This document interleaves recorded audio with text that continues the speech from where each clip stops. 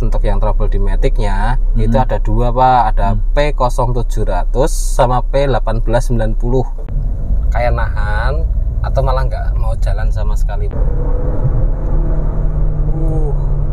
Sobat Topedia yang punya mobil Matic silakan datang ke GK biar diperbaiki Mas Elin. Ya kan? Ada garansi nggak hal seperti ini? Assalamualaikum Sobat Topedia. Selamat siang. Masih dari bengkel kesayangan kita, bengkel GK Auto, Yogyakarta, Wonosari. Ya, Sobat Topedia, kemarin kita buat konten tentang permasalahan mobil Matic ya. Berkedip indikatornya D. Nah, kita udah bahas ya, videonya ada di link bawah ini, silahkan ditonton. Yang baru melihat konten kita terbaru ini, mungkin belum melihat video sebelumnya. Nah, kali ini kita akan lihat hasil kerja Mas Elin di GK Auto. Apakah sudah berhasil? Nah, kita coba tanya Mas Elin. Assalamualaikum Mas Elin. Waalaikumsalam Pak Taufik dan Sobat Topedia. Iya. Ini video kedua nih Mas Elin ya? Iya, Pak. Lanjutan yang kemarin ya? Ya, kemarin kan ngecek penyelesaian yang troubleshootingnya ya. Karena kita bongkar tuh solenoidnya, kita coba bersihin, terus kita tes juga solenoidnya, terus ini udah kita pasang, kita mau tes jalan Pak. Oke. Jadi sebelum dites tadi apakah sudah dilakukan pengetesan secara scan? Scan. Kita udah scan, hasil scannya ada di dalam. Nah, nanti kita coba di saat tes jalan dia akan muncul lagi apa enggak. Oke, baik. Sobat Topedia, saksikan ya. Jangan kemana-mana. Siap. Oke, Sobat Topedia, kita coba berjalan bersama Selin ngetes mobil City Honda Matic ya. Mudah-mudahan kendalanya sudah tidak muncul lagi. Tapi sebentar, kita kurang lampu kelihatan nih Mas Elin ya. Biar terang ya.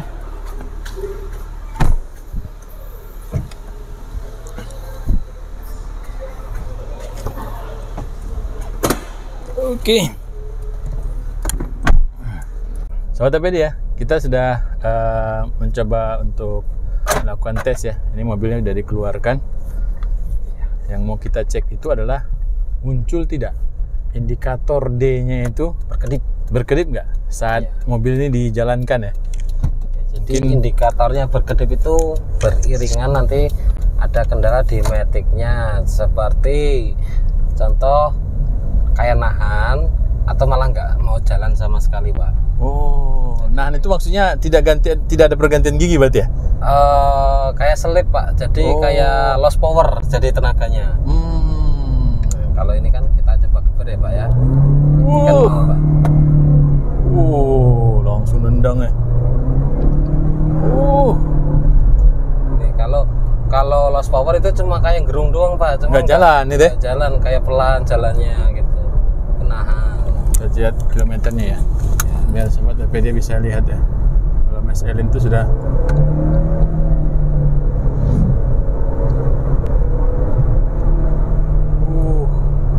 normal ya. Ini posisi D-nya tidak berkedip Sobat Topedia ya. Lihat ya sebelah kiri ya. Yang hijau ya. Yang hijau. Harusnya kemarin itu berkedip Mas. Berkedip Pak. Jadi berkedip. Yang ini Sobat Topedia ya. Nah, tuh. Berkedip, terus kalau udah berkedip, habis berkedip itu tapi dia masih ngedip, dia tenaganya lost power. Kalau ini belum sampai sempet kayak nggak mau jalan sih enggak. Oke. Ternyata kalau dilihat pekerjaan Mas Elin kemarin kan tidak sampai menurunkan semua transmisi ya? Ya. Hanya bagian kontrolnya saja Mas ya? Ya. Solenoidnya saja yang dibersihkan oleh Mas Elin. Ya. Nah, alhamdulillah ini belum muncul nih.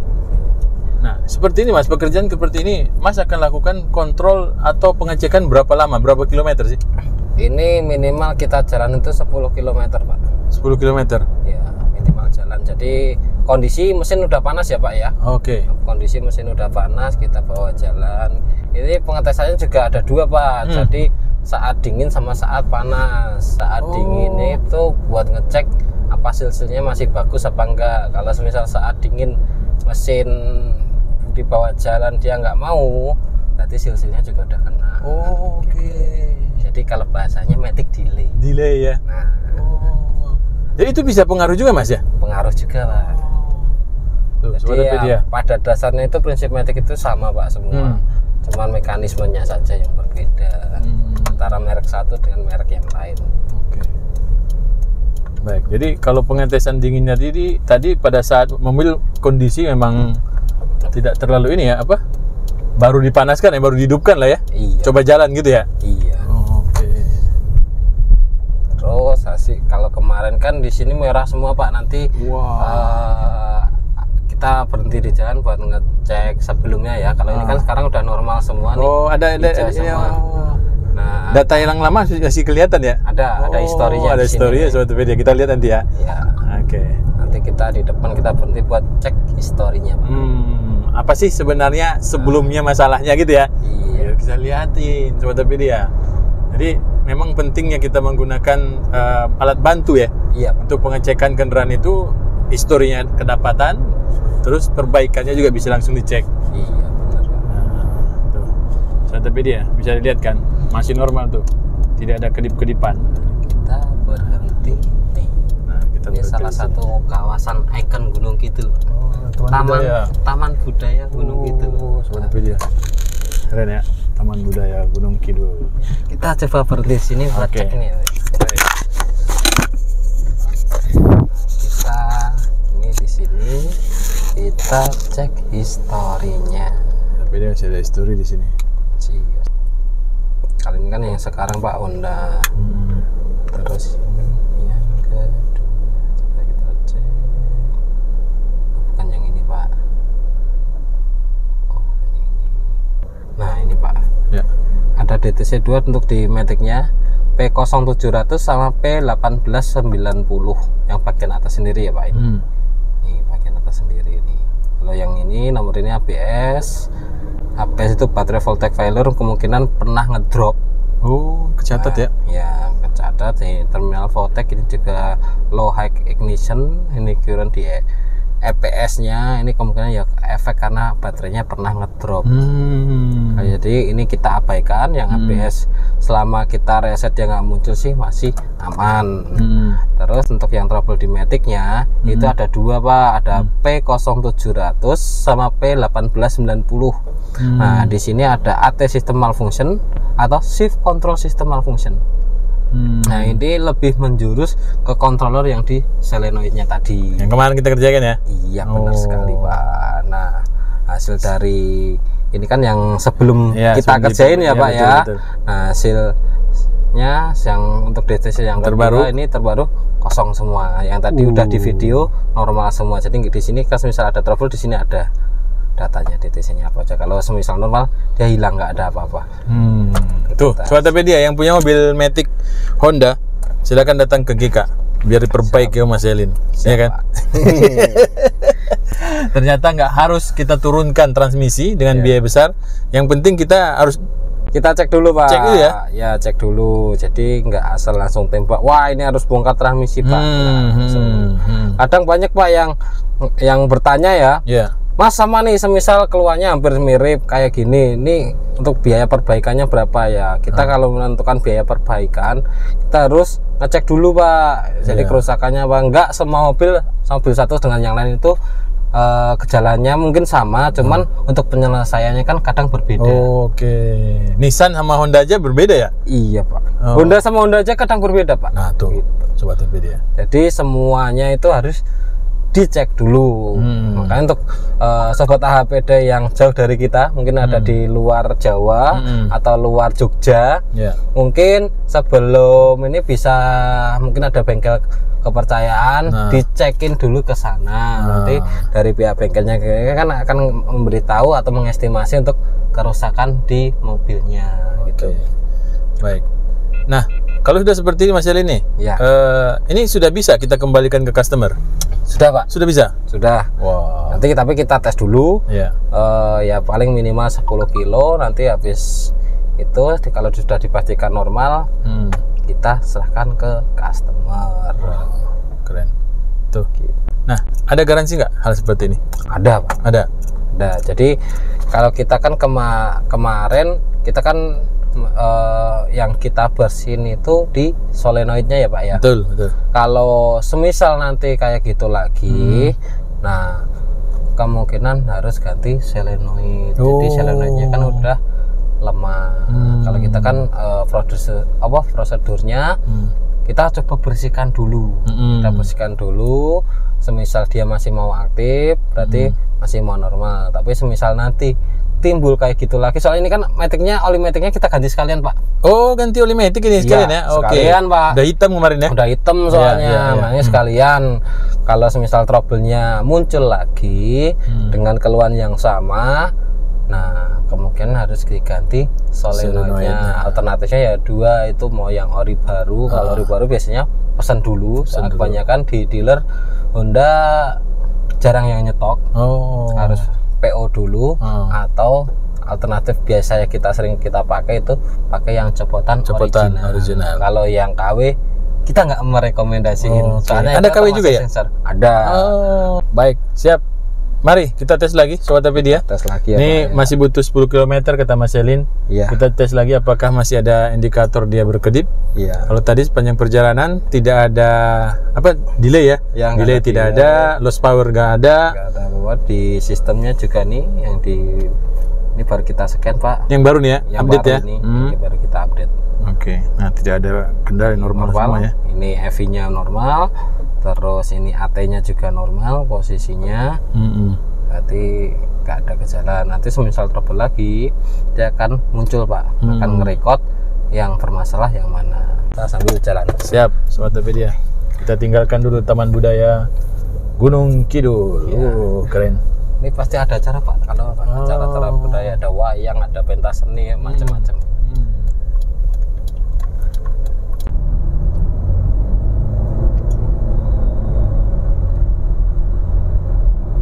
Tes jalan itu juga bisa Pak, kayak nyendal-nyendal, kayak selip gitu. Itu dipastikan metiknya nggak normal. Oke.